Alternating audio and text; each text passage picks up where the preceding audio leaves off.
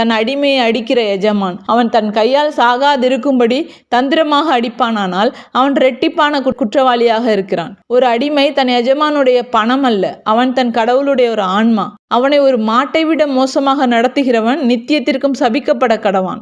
இயேசுவின் கண்கள் மகத்துவமாக ஜொலிக்கின்றன. அவருடைய குரல் முழங்குகிறது. எல்லோரும் ஆச்சரியத்தோடு அவரை பார்க்கிறார்கள். ஏனென்றால் இதுவரையிலும் அவர் அமைதியோடு பேசினார். அவன் சபிக்கப்பட கடவான்.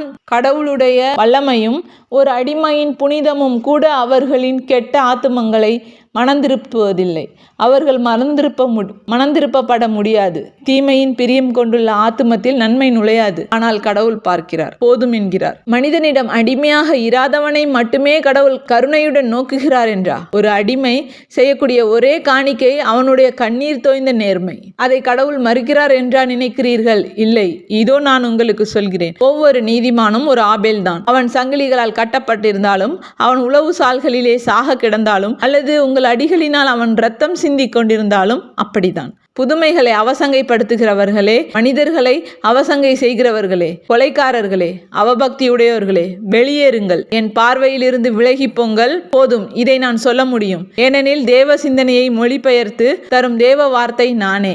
அகன்று போங்கள். முரடான மேடை மீது நிற்கிற சேசுவின் கம்பீர தோற்றம் அச்சமூட்டுவதாய் இருக்கிறது. கதவை நோக்கி அவரது வலது கரம் நீட்டப்பட்டிருக்கிறது.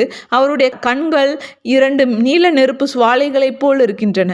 அங்கிருக்கிற பாவிகளை மின்னலால் அவர் தாக்குவது போல் இருக்கிறது. அவர் பாதத்தடியில் இருந்த சிறுமி அழுது கொண்டே தம் தாயிடம் ஓடுகிறாள். ஆச்சரியம் நிரம்பியவர்களாய் சீடர்கள் ஒருவரை ஒருவர் பார்க்கிறார்கள். யாரை நோக்கி சேசு இக்கண்டனத்தை சொல்கிறார் என்று நோக்குகிறார்கள். கூட்டமும் திரும்பி அப்படி பார்க்கிறது. கடைசியாய் மர்மம் தெளிவாகிறது. அறையின் மறு அற்றத்தில் கதவிற்கு வெளியே உயரமான நாட்டுப்புறத்தார் சிலரின் பின்னால் பாதி மறைந்தவனாய் டோராஸ் காணப்படுகிறான். அவன் முன்னை விட மெலிவாகவும் மஞ்சளாகவும் சுருக்கம் விழுந்தவனாய் தன் பெரிய மூக்குடனும் நீட்டி நிற்கும் நாடியுடனும் நிற்கிறான். ஒரு ஊழியன் அவன் நடக்க உதவி செய்கிறான். டோராஸ் பக்கவாதத்தால் பாதிக்கப்பட்டிருப்பதாக தெரிகிறது.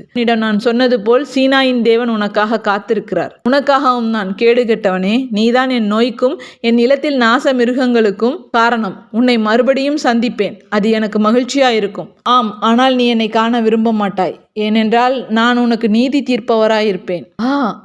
நாய்களே! டோராஸ் உலாவுகிறான், முணங்குகிறான், கீழே சாய்கிறான். செத்துவிட்டார் என்று கத்துகிறான் அந்த வேலைக்காரன். எஜமான் செத்துவிட்டார். எங்கள் பழிதீர்க்கும் மெசியா, நீர் ஆசீர்வதிக்கப்படுவீராக என்கிறான். நான் அல்ல, தேவனாகிய நித்திய ஆண்டவர். யாரும் தீட்டுப்பட வேண்டாம். வேலைக்காரன் மட்டுமே தன் எஜமானை பார்த்து கொள்ளட்டும். அவன் சரீரத்தின் மட்டில் கருணை காட்டுங்கள். அவனுடைய எல்லா ஊழியராகிய நீங்கள் நல்லவர்களாயிருங்கள். நீங்கள் தீர்ப்படப்பட தகுதி பெறாதபடி அவன் அடிக்கப்பட்டு விட்டதால் கடும் பகை நிமித்தம் மகிழாதீர்கள்.